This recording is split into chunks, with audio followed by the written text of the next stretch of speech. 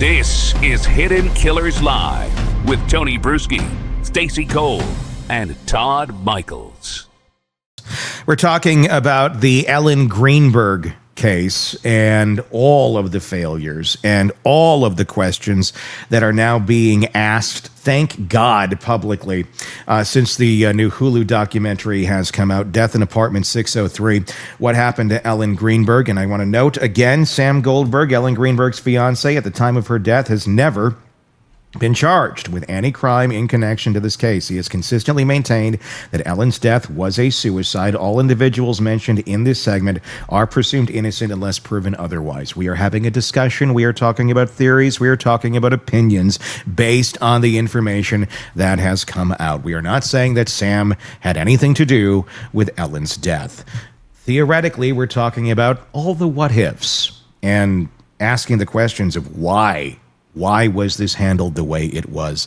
Joining us now, psychotherapist and author Shavaun Scott. Shavaun, this is a case that I know we've been talking about for years on and off. I know the documentary, obviously, that's out now. Give me your reactions to what you have absorbed thus far now that this new one is out, and we're kind of seeing it from a slightly different perspective. I have tried to keep a really open mind and look at all sides here, and where I end up, it kept coming into my mind if Stephen King and Agatha Christie decided to collaborate on a story, we'd all go, whoa, that's quite a story there, and we want to know what the solution is. But yeah, everything I've been listening to you guys a bit, everything you say, I agree. It just doesn't make any sense. The most common, I looked into the data, which I already kind of knew, but I wanted to look up and be sure.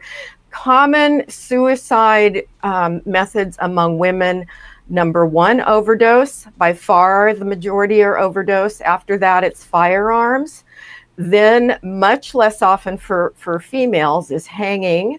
And then you get into this infinitesimal small number that will jump off a building, and then finally the smallest number are they'll drown themselves, or they may cut, or they'll crash a vehicle. But nowhere can I find in the literature multiple stab wounds, and particularly to strange parts of the body that would be difficult to do. It just doesn't happen. So that's, that leaves us with what else, where else could it go? And of course, you're going to look at the fiance really closely, and how to get the door open, and how would you have locked it, all of those things. But this is why we're still talking about this case all these years later, because it's so weird. You would naturally look at the fiance, no matter who it is, no matter what the circumstances are. Yep. But they didn't, because they simply took him at his word.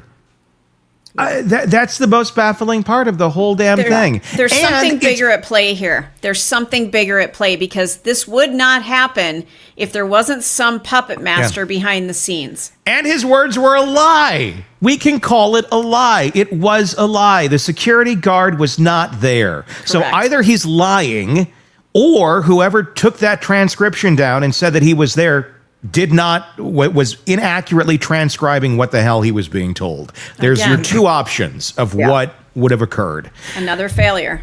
Another failure. I have a question. Maybe you guys have an answer. Maybe you don't.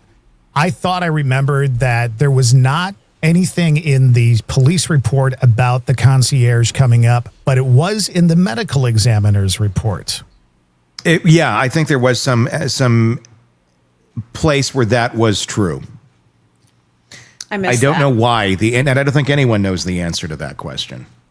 I do not know why it's there and why it's not in other places.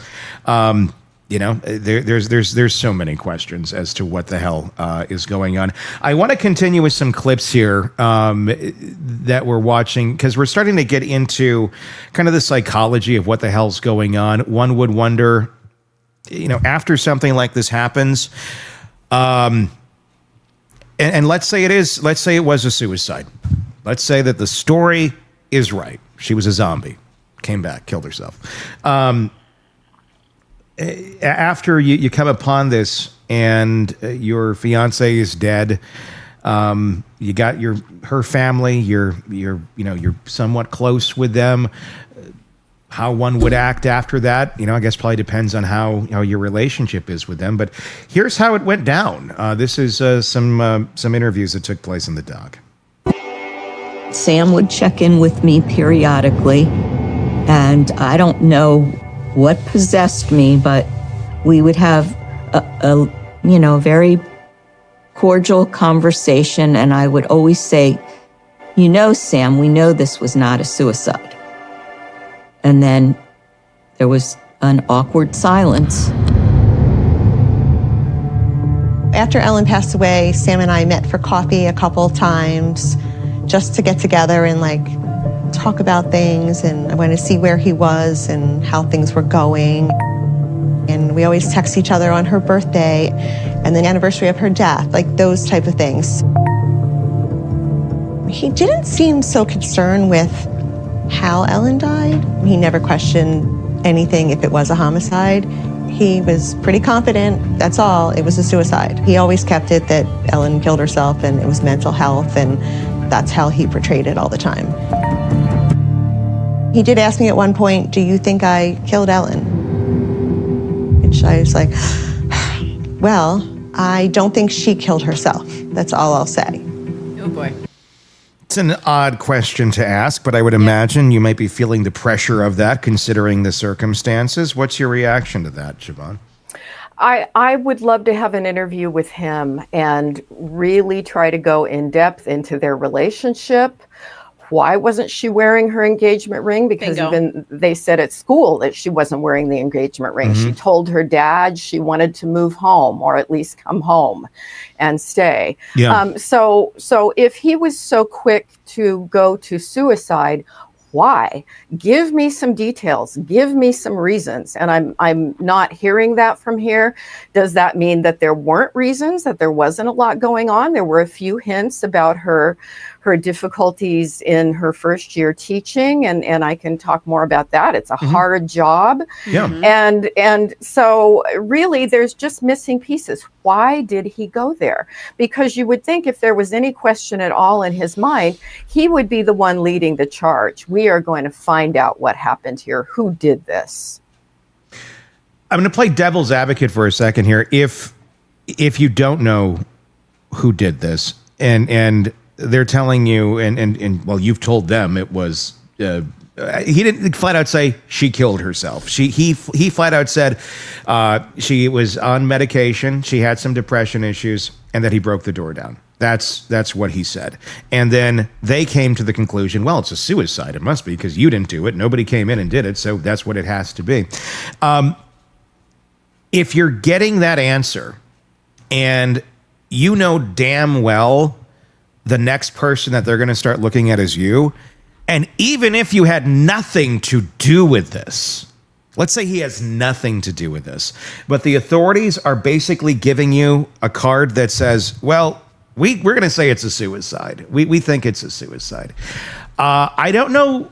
I mean, are you going to stir the pot more and get people looking at you more if you had nothing to do with it? Because there's a lot of people that go to prison for life or get death for murders they don't commit, because he fits pretty much into the hole any prosecutor would want of possibly being the person who did this. If you're looking for a suspect, if you're looking for alibis that don't add up, about lying at the scene, about weird, suspicious behavior, it looks pretty like a strong case you'd have against Sam Goldberg. But if they're telling you, no, we don't think it's you at all, do you keep stirring the pot? Or do you be like, okay, cool. Like, I'd like to find somebody. I'd like to find out who actually did this to my fiance, but I also don't want to destroy the rest of my life either because it looks really suspicious, even though I didn't do anything. Yeah, I guess it's a toss-up. It could go either way. And when I'm trying to analyze these things, I always start with, I try to put myself in that situation and imagine or I imagine what would my husband do. And I just think I would be driven by the need to know who did it. Sure. I mean, I would be hiring the private investigators if the police weren't on it. I would want to know, am I in danger? You know, did somebody get in this apartment that was after me? Yeah. I mean, there's just so many unknowns. I would think that that would override that self-preservation tendency. You know, I would be driven to know, and I think my husband would be driven to know who's the killer out here. You would think so. I mean, I think for most of us, we would do that. But again, everybody's everybody's different. Yeah. Yeah. But yeah, I mean, I know that's what I would do. But again, that's the whole thing with cases like this. Like, yeah, it doesn't really matter what I would do. Yeah. It matters, you know, what they would do and how they were handling this. But you make a good point. If I mean, this certainly, it looks like a murder, and you didn't do it. Why? Why would someone be out to kill your fiance? Or was she the target? Or were you the target? Right. I mean, I'd be wondering all of these things because I don't know. She's a first grade teacher. Is there a reason? I mean, there was no essay in this case. What's the reason for somebody breaking in and killing the first grade teacher? That, I mean, there doesn't seem to be a lot. She didn't seem to have any, you know, there just wasn't there. I mean, I don't know anything about Sam other than, you know, he works in television and worked with, you know, various productions.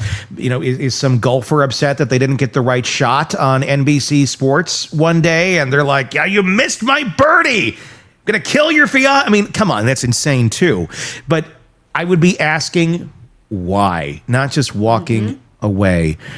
And it's but again, if you're being told it's suicide, some people are going to accept those answers too from authorities if that's what they're telling them. That could be the answer as well as to why this hasn't they haven't spoken any further of it, because they just simply accept the answer. Yeah. Yeah, it is possible. And as you say, it depends on everybody's personality. But I would sure have questions about what was going on in their relationship. Yeah. And when he said, well, she had mental health problems, let's define that. What do you mean? Because the only thing we're really hearing, which we heard from her friends and colleagues and her parents, is that she was incredibly stressed with her job and wanted to get out of it.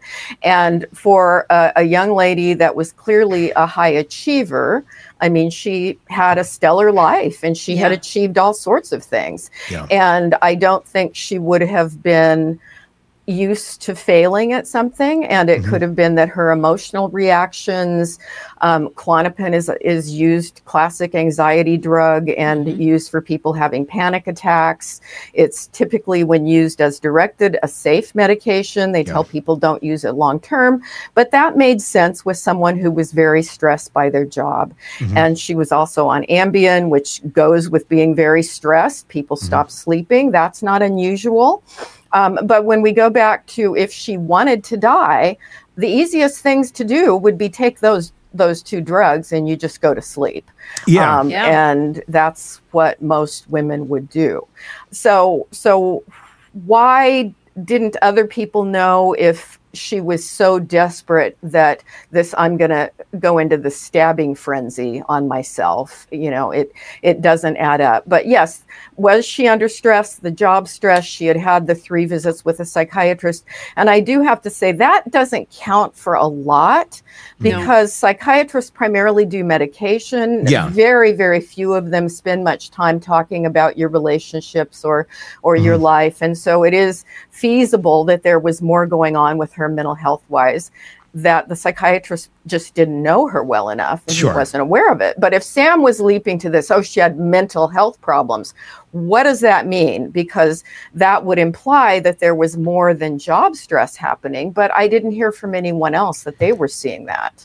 I guess why would anyone jump to this was suicide? Yeah. I mean, why is Sam jump? I mean, why is anyone thinking this is suicide? I mean, just the odds are so incredibly low and bizarre. And I mean, I don't even know that it would even register as, like, in that moment, suicide. It clearly, there's a knife sticking out of her chest. And the first thing he says is, oh, she fell on a knife. Right. Again, having that, I want to go back. Let's watch this clip because I want to go back to the 911 call in a moment because I want to get your reaction to that. But let's watch this last clip from the documentary. This is talking about the crime scene or the scene, the homicide scene, the unaliving scene, whatever you want to call it. Let's take a look. It's detrimental to a homicide scene if it was cleaned up before we were able to collect any type of evidence.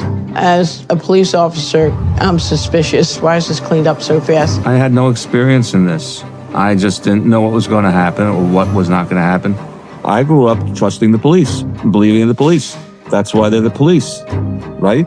So what are we supposed to do? It's a murder investigation. We believed it was murder. It's in the hands of the police, and you figure they're gonna be professionals and they're gonna do their job. We had no reason to suspect anything was out of the ordinary. At that point, the police department was giving us little information. The medical examiner's office wasn't going to give us an interview either. So at this point, really reporters are stymied in their quest for answers. And then on March 10th, 2011, the medical examiner's office publicly declares Ellen's death a suicide. After suicide, we heard nothing. It was done. They were like, we're done, case closed. I was so devastated and so distraught. It was like the night of her murder. It's really hard playing devil's advocate, but I felt like I needed to at some point on this episode just to try and examine it, and it's insane because it's insane to try and think of these other options that are just not remotely logical at all. Yeah. And I think it's good to play devil's advocate. I mean, I think we always should in these cases and try to look at, weird things happen and people can react in weird ways and cops do make mistakes. And, sure. But it's just one thing layered on top of another. And yes, it all adds up to something is really off. Something, I mean, and when you're looking at all the puzzle pieces put together, if you just look at one over here, one over there, yeah, you can kind of make a call this way or that way, but that's not being accurate. That's not being decisive or critically thinking about this case. One of the strongest pieces here, and we're going to go back to it because I really want to get your reaction, and I think Todd, have the pause button ready because I want to kind of break this down kind of piece by piece, is that 911 call. We had a chance to listen to it in an earlier segment, but I want to go through it with you because it is, to me, one of the most damning, disturbing, weird chunks of psychological theater that I've ever heard. Mm-hmm. Let's just start it from the beginning. Again, this is Sam calling 911. Claiming that he had just broken into the apartment and 10 feet away, Ellen's laying there on the ground, knife sticking out of her chest, but that seems to elude him until further into the call. So let's start it. No, I need everything now. I just walked into my apartment. My fiance's on the floor with blood everywhere. What is the address? 4601 Flat Rock Road. Please come help now. 4601 Flat Rock Road. Is this a house or apartment? Oh no! It's an apartment. What apartment number? Please hurry, please. Where is she bleeding from? I don't know. I can't tell. So you have to calm yourself down in order to get you some help. I'm sorry. I don't know. I'm looking at her right now. I can't see anything. There's nothing broken. She's bleeding. Ellie. You don't know where she's bleeding from? Can't tell where blood's coming from? I think her head. I think she hit her head, But it's everywhere. Okay, it's everywhere. Think she might have fallen? Do you know what happened? She may have slipped. There's blood on the table. Her face is a little purple. Okay, hold on for rescue for her. Stay on the phone.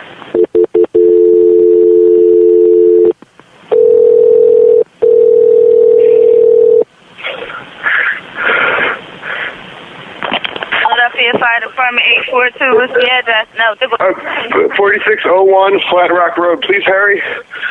4601 Flat Rock? Yes. What's wrong? I went downstairs to go work out. I came back up. The door was latched. My fiance's inside. She wasn't answering. So after about a half hour, I decided to break it down. I see her now just on the floor with blood. Like she's not. Yeah. What happened? Wouldn't the answer be my fiance is on the floor with a knife sticking out of her chest? Not. Correct. I went to go work out and the door was locked. Yeah. It feels rehearsed. What's your feelings on this call so far? I don't know. It feels very, obviously it's a dramatic moment, but you can be over dramatic in dramatic moments.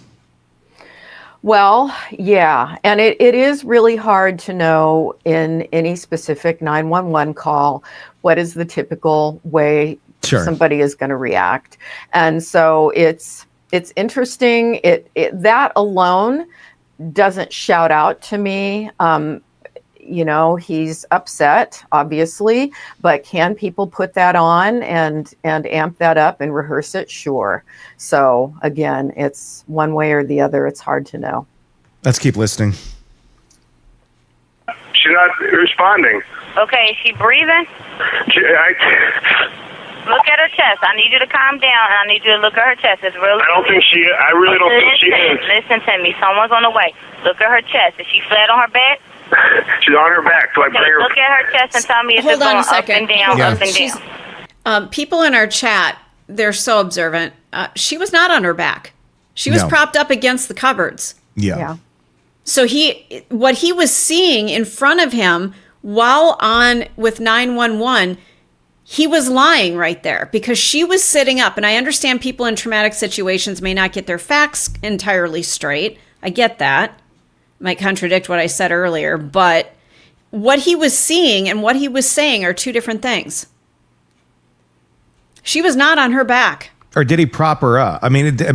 Then he didn't account for it, or what? Because that part again also not accounted for, and that could be the simple explanation of I propped her up. Why would I don't know why you would. I don't know that.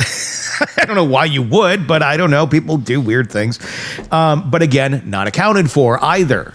Just like the security guard being at the door as he breaks it down. In one account, he's there.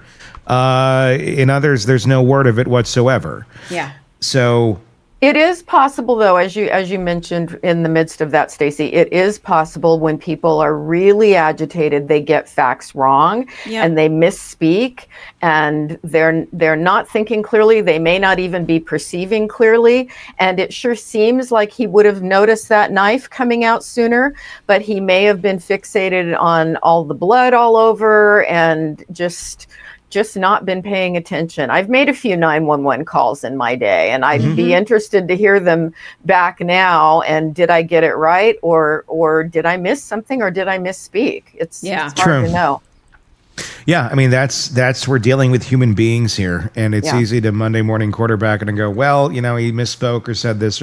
So, and you can have grace to some of that, but again, what makes the case so troubling is that no questions were ever asked about any of these inconsistencies. There's more to the call. Let's keep listening. I don't see her moving. Okay, do you know how to do CPR? I don't. Okay, I can tell you what to do, okay, until they get there. I want you to keep her foot. Oh, God. Hello? Yeah, hi, okay. Are you willing to do CPR with me over the phone until they get there? I have to, right? Okay, so get her flat on her back, bare her chest, okay? You want to rip her shirt off. Okay? Kneel down by her side. Oh, my God. Allie, please. Listen, you can't freak out, sir, because you okay, I'm trying not to. Her shirt won't come off. It's a zipper. Oh, my God. She stabbed herself. Where? She fell with a knife. Oh, no, her knife's sticking out. Her what? There's a knife sticking out of her heart. Oh, she stabbed herself? I guess so. I don't know where she fell on it. I don't know. Okay, well, don't touch it. All right, let's pause. Okay. Yeah. I guess I got to walk back what I said earlier, where he said that he didn't say anything about her stabbing. He flat out said she stabbed herself. So he's flat out saying she killed herself. He does say it flat out. He has the narrative. It's not just she fell on the knife. He does flat out say she stabbed herself. So he's saying he killed herself. He said that she fell on the knife and then stabbed herself. Which is it? Or both, or yeah, I mean, because I think Multiple maybe he times. realizes falling on the knife seems kind of ridiculous. And oh, she stabbed herself. So he does set that up. He does set it up as a suicide. It wasn't said to him that, oh, it must be a suicide. He's playing the narrative in the 911 call. So I apologize earlier. I said he didn't say it was a suicide because he didn't say it directly. He indirectly says it, that she had stabbed herself. It's not like he's mining for gold here, or he's sifting through big piles of rocks and dirt and, oh my God, there's a knife here. He's literally right there. Okay. Oh, Ellie. Okay. Oh my gosh. And there's like a good 10 seconds where he appears to be getting ready to do CPR, or he's thinking about it. At least that's what you would assume is going on, because that's where the call is heading. And then suddenly he realizes, oh, she has a zipper shirt on, and that the knife is protruding like directly out of her chest, right next to the zipper. She's a tiny woman, and he's right there. There should be no call for like shock that there's a knife here, or that she has a zipper shirt on. Those are observations one could make just glancing into the room and seeing her lying there. She wasn't covered in blankets. She wasn't like in some weird in the dark. It's all right there. And why the hell is it taking this long for him to suddenly realize, oh, and then I have to, right? Seems like he already knew he wasn't going to be able to do CPR because there's a knife protruding from her chest. Why wasn't that the first thing being said? Why is this sudden observation and this light bulb moment so far into this call? That's what I ask. I don't know. Yeah. Shavaun, what's the answer, damn it? I think we're all so stunned by this. I don't know what else there is to say. Why haven't charges or at least an investigation been started? This is the most absurd freaking story that we have ever covered. Ever. Agree. It just, there's just so much that doesn't add up. Let's finish the call out. So I just let her out here now. I mean, what do I do? No, I mean, you can't. If the knife is at her chest, it's going to be kind of hard for you to do CPR at this time. Oh, no. Oh, my goodness. Okay. Police, which operator? 277. Is someone coming here? Yes, they are. You said 4601 Flat Rock, right? Yes. Okay, someone's on the way. And the knife is still inside? Wait, so what? The knife is still inside of her? Yes, I didn't take it out. Was it her chest or what area? It's in her chest. It looks like it's right in her heart. Okay, someone's on the way out there. Okay, just get. Oh my God! Oh my God! Okay, how old is she? She's 27. 27, and there's no sign of life at all. No, please don't be. What? Been turned to her arm and tell me if she responds to pain. She's Ellie. She's not. Her arm and her hands are still warm. I don't know if that means, but there's blood everywhere. I mean, I know, but you can't. And the knife is still inside of her. How far? Can you see how far it went in? It looks pretty deep. Okay. It looks it's a long knife. Don't touch anything. Yeah, don't touch anything. Okay. I'm not touching anything. I can't believe this though. So wait, it was just you there with her? We're the only ones here. And she ran in the door. You said latched it shut. No. I went downstairs to work out, and when I came back up, the door was latched. Like it was, it wasn't like it was, it was like locked from the inside. And I'm yelling, so I'm was yelling. Your house broken into? No. So there's no sign of a break-in? No sign of a break-in at all. I mean, there will be when you get here because I had to break the latch, but to get in. He's so calm right now. 4601 Flat Rock, and this is a house, right? It's an apartment. Flat Rock apartment. Okay, that'll help. Oh my God. All right, thank you. Bye. He's so calm. Thank you, goodbye. Thank you. Have a great day. Is this take this scene out of the equation for a moment? Is this someone trying to control a narrative? Could be. Yeah. Could be. I mean, it feels a lot like that, and it could be for no nefarious reasons either. We just don't know the answer to that question. I mean, it could be, I want you to have the facts. I want you to know what's going on.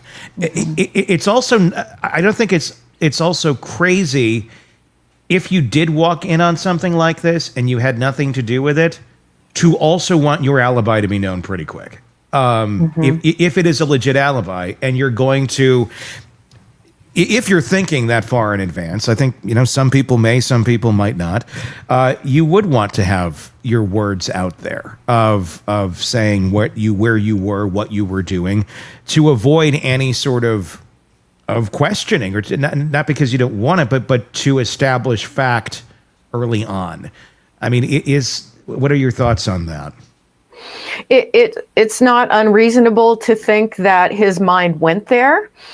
And again, everybody is going to handle that in a different way, along with having episodic moments where he sounds calmer and then he gets agitated again. It can be a real fluctuation in how people are talking and presenting themselves, and they may be basically incoherent and then get coherent again and go back and forth.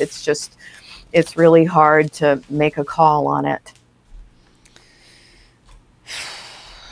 I thought you were going to say something, Stacey. You're just taking a breath. I'm exasperated. I don't know what else and I don't mean, I'm not sounding frustrated at what we're doing, but I'm just, how did we get here? Yeah. I hope the public pressure, after seeing this documentary, I hope there's enough pressure that something has to be done. I don't know what they can do at this point. The evidence isn't there anymore. Right. It's been literally scrubbed. What can they do at this point? So what can be done at this point? I guess change it to murder to let the parents finally get some closure. But then if it does get changed to murder, her cause of death, that means that there's a murderer out there. Right. That hasn't been charged. And you might get to undetermined. And then that may open an investigation, or it may not. Undetermined doesn't necessarily mean you're going to get that. Even if it is homicide, doesn't necessarily. It means then that the authorities, the investigators, would have to decide, okay, let's put the resources into looking into this.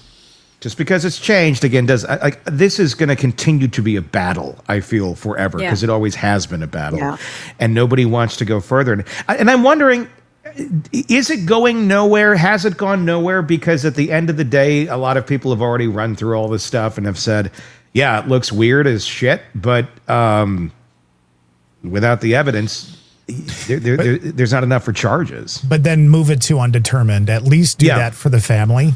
You know what I'm saying? One piece that I forgot to mention earlier when we were talking about Stacey's thoughts and my thoughts on how that relationship was going, I had forgotten that in the documentary, her friend was also getting married.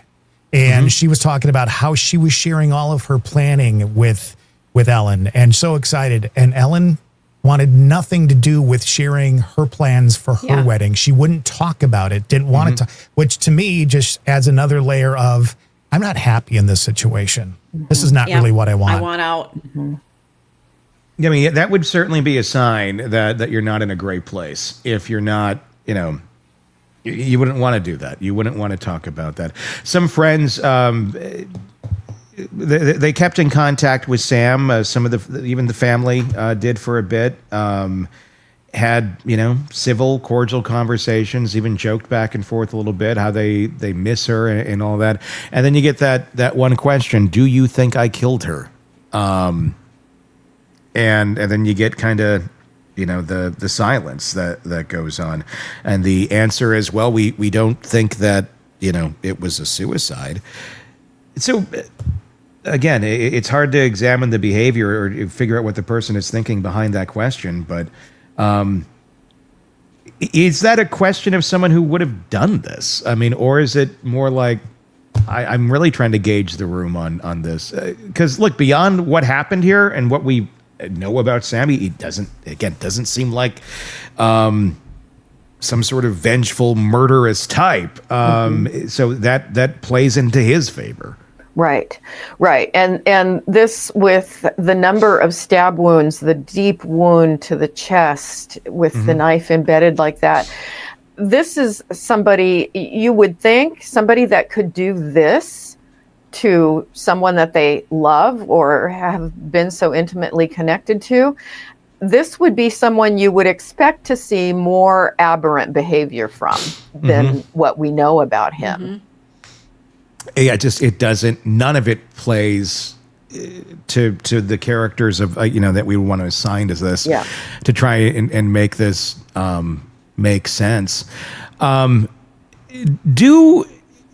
your experience, let me ask you this, how often do you think that there are suicide rulings that are put out there when they shouldn't be, because of a lack of understanding of mental health? When someone just simply says, well, they had mental health problems.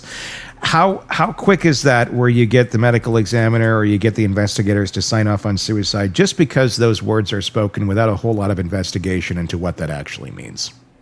Boy, that is a good question, but that's not one that I don't normally interface with medical examiners and the whole legal end of it. So I don't have an answer to that. I'll just share something personal because it's in my book, which is out in the public. I had a husband suicide by hanging. And I knew that I would be looked at, and I was. And so when I made the 911 call and the house was swarming with police and a detective and the whole team, and they went over every room in the house, and I knew I was sequestered in my bedroom for about 4 or 5 hours with a circle of cops surrounding me, watching everything I was doing, listening to every phone call I made.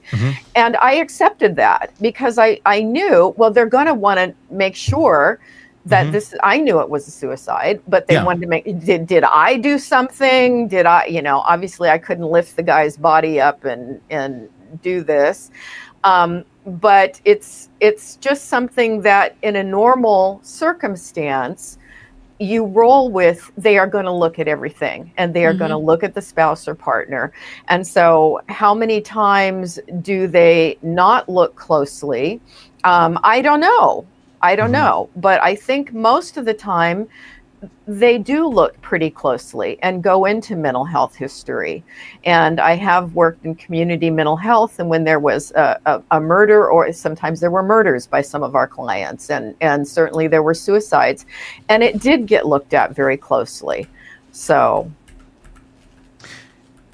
and with something like this, you want to get to the answer. You want to figure out what the heck's going on. When you were in that situation, Shavaun, was it going through your mind of, okay, they're watching me now to, I'm just curious, like what sort of state were you in that moment? Because you just walked into that horrific scene, and now the worst possible thing is going to run through your mind of, well, I have to, they're going to look at me naturally, but I know it wasn't me, obviously.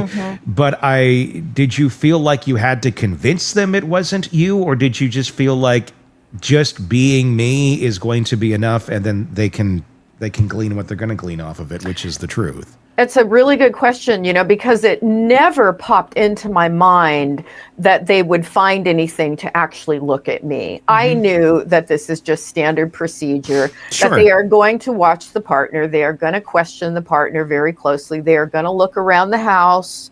And I was rolling with that. I was crying and obviously hysterical, and I had to make phone calls to friends and my kids and break the news. And so very distraught. And that went on for, several weeks.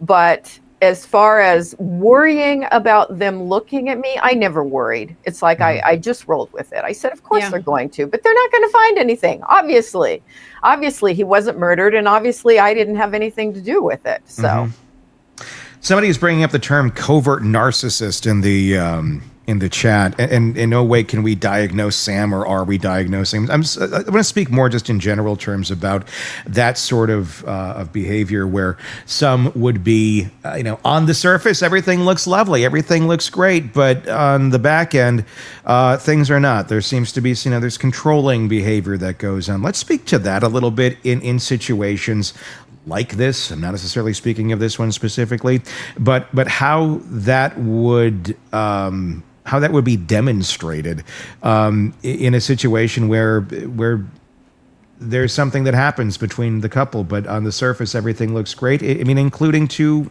one of the partners, maybe. That's an interesting question. And if we're talking about narcissistic personality types, they're not known for horrendous acts of violence and murder. That's more getting into psychopathy or person with sadistic tendencies.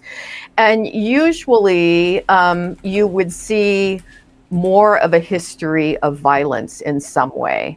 Is it possible, again, that there could be a hidden covert personality disorder of some kind? Sure, that's possible. But you would generally hear, and again, how closely was this looked at? You would hear from other people that the guy had some anger problems that came up when he was challenged or rejected, fired from jobs, that he would explode. And so it isn't clear in this situation that this guy had a personality disorder that would fit for committing this kind of, because this really seems like a rage killing, to stab someone in the heart like that. I mean, this is beyond a typical domestic abuse case where somebody may push or shove or even punch. That kind of thing would be more common. And then that gets into the fact that she had bruising. And that's a hard one because, if you work around little kids all the time as an elementary school teacher and you're playing sports or anything like that, you can be bruised. And, so it's, and one would like to think that she had, if there was really extreme domestic violence going on that would lead up to something like this, she had friends. One would think that this would leak out somehow, that she would have disclosed something to people. And she apparently talked quite a bit about being unhappy at work, wanting to quit. This was not kind of, like this teaching thing's not what she, thought it was going to be cracked up to be, basically. And I never thought of that with the bruising. That's very true. My girlfriend is a teacher, and I get, texts all the time. It's like, well, this kid hit me today. I mean, the stuff that they put up with is really, and it's elementary. It's kind of crazy. I've seen some bruises, from that. I mean, it can look like, somebody's hitting her. Because someone did, a child. So, I'd be curious as to the location of the bruising. And all of that. That would certainly tell a story. But again, it's one of those things where on the surface, it doesn't always necessarily mean what we think it does. And that's why it's important to look at all the angles of that. Her friends were talking about how she had been withdrawn, very, not seeming to be herself. We're talking about the wedding planning and that she didn't really seem very anxious to do that or really want to do much of that or share much of it with anybody, because apparently probably just a lot of it wasn't actually taking place. At that moment in time. Certainly not, you're not in a great place if this is where things are at that moment in time. But again, I'm trying to go back to any sort of evidence, any sort of piece of the puzzle that helps us understand where Ellen was at or where she was going at that moment in time. Not being able to open up to her friends about what was going on, because apparently, according to them, we've heard nothing about the bruising other than from the examination of her body. People do, especially if this was kind of a sudden shift, and it sounds like it was in the last month or so of her life. How often are people opening up right away if abuse like that comes up in a relationship? A little bit later in, not necessarily right away, but it starts happening. Maybe you're kind of taken aback.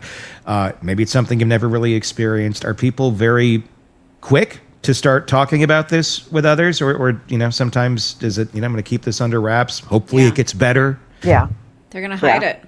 Yeah. Often they hide it and they blame themselves for it. Yeah. And it could have been that just speculating, when she began having a lot of stress, I'm going to say stress symptoms rather than mental illness or something like that, because I don't think there's no evidence that she had any kind of major mental illness. It sounds like a lady who was really stressed by her job. Did the stress cause some deterioration in the relationship because he couldn't handle her when she was stressed? And that was another, just looking at all possibilities here. That her stress could have been a factor in a shift in the relationship. Not that she caused it, but that he really couldn't handle the change. How often is it that people, though, will, when asked, what's wrong? What's going on? And if the problem is really something over here, that the answer is, it's work. Stress, especially with a relationship issue, Tony. I think that's a really big thing. She was a very happy, joyful spirit. Everybody described her as just, just a joy. You'd feel this enchantment when she walked into the room.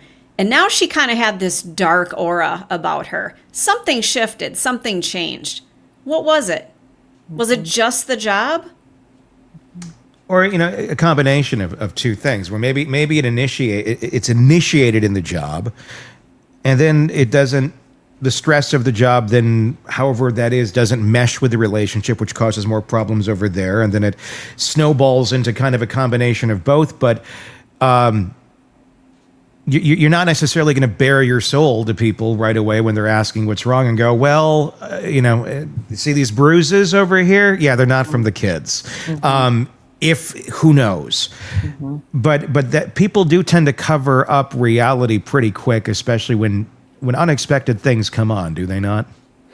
And if you're used to presenting as having a high level of functioning and kind of an ideal life, people tend to want to keep up that image, and they have a hard time disclosing that things are not as perfect as I had been hoping and dreaming that they would be. Well, she did have this fairy tale expectation of her life. She wanted to be married. She wanted to have the big wedding. She wanted just this fairy tale life. And it wasn't adding up. The job sucked. Who knows what was going on in their relationship?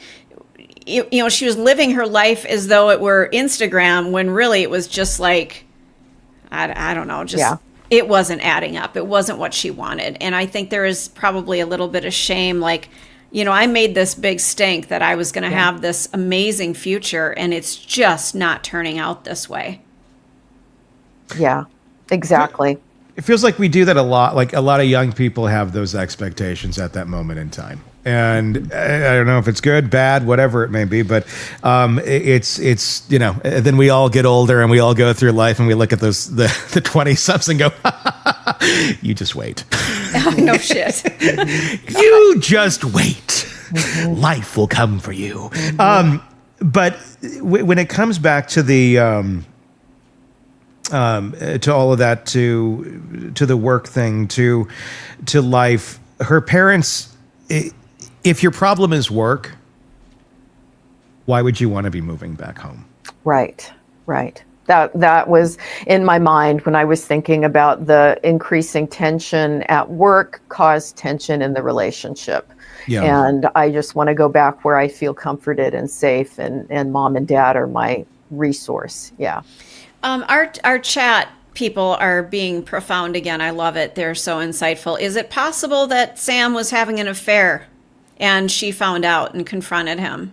I mean, anything's possible. Anything's possible. Anything's possible. But, could something have shifted in the relationship? Because he spent a lot of time away. I got to say, if you've got a traveling partner, they must be cheating. No, it's not. No, like I'm not saying that, but boy. Stacey is letting her life bleed into the show a little bit. Sorry, but I digress. Yeah. But seriously, if you've got a traveling partner, there needs to be a level of trust there. And I feel like in her text messages, I was identifying with her a little bit. Like, I'm seeing the anxiety. I'm recognizing it from experience, people. But the anxiety doesn't always mean it's happening, though, either. Correct. That is correct. But I just wonder if there was this trigger moment that it Which wasn't. could be frustrating as shit for him, too. Not to say if you're being accused of cheating and you're not. True. That can create a ton of friction as well. I've been there. I've been there. Where this is good. We've got both sides right here. It can go both ways.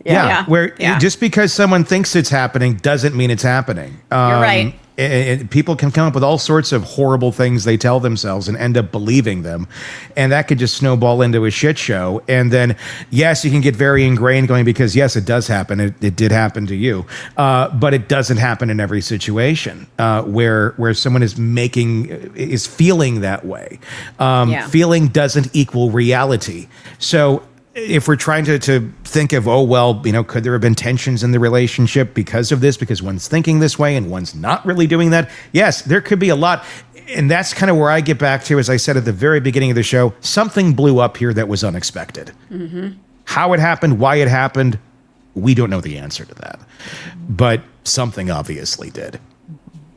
And whether that was Ellen by herself performing the zombie suicide or the zombie unaliving, I don't know, but it would be quite an insanely rare case if she actually did unalive herself. Yep. At the end of the day, I think that's it's just not physically possible. Unless she was a contortionist, which they never came out and said that she did. Yeah, that's in the follow-up.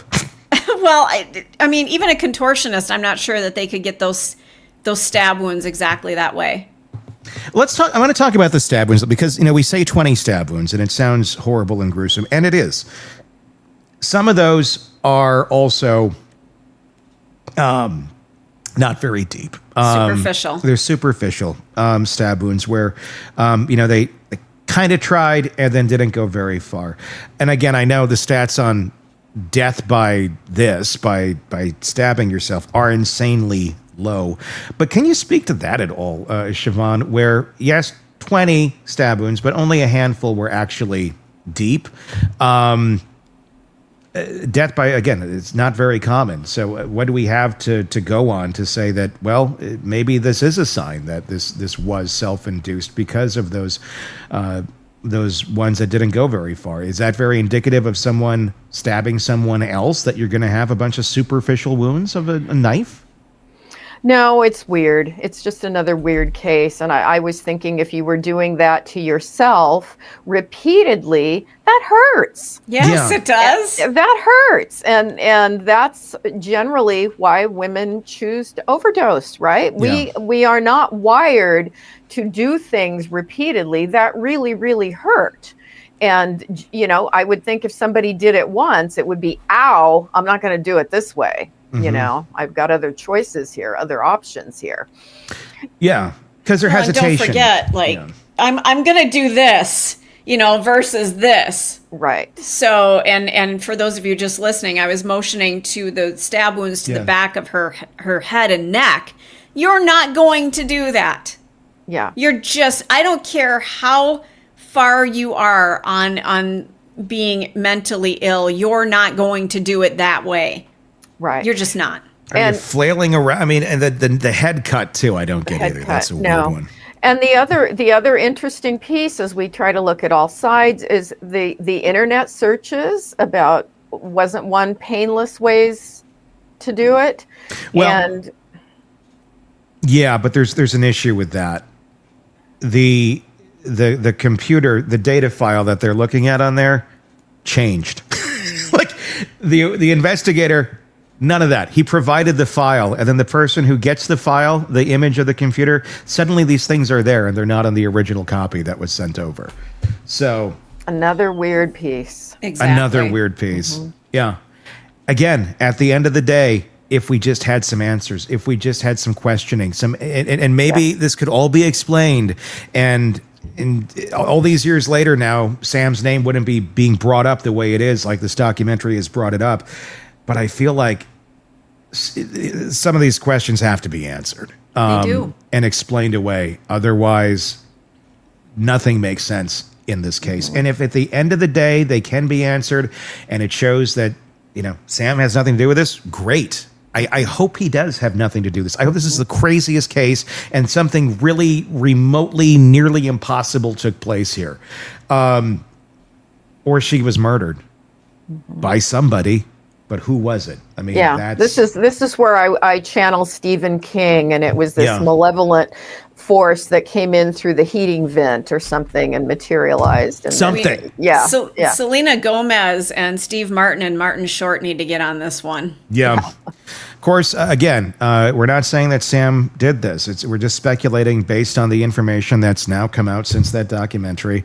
Murder in Apartment 603 or 601 or Death in Apartment 603, rather. Sam Goldberg, Ellen Greenberg's fiance, at the time of her death, has never been charged with any crime in connection to the case. He has consistently maintained that Ellen's death was a suicide, and all individuals mentioned here are presumed innocent unless proven otherwise. But the questions are going to be asked, and answers need to be found.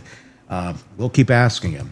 Be sure to press subscribe wherever you're watching this or listening to this so you don't miss any of those questions that we're going to keep asking in this case. And let us know your thoughts in the comment section as well. And check out Shavaun's book, Nightbird. You can hear her story in great detail. It's a very good read. Please do check it out wherever books are sold.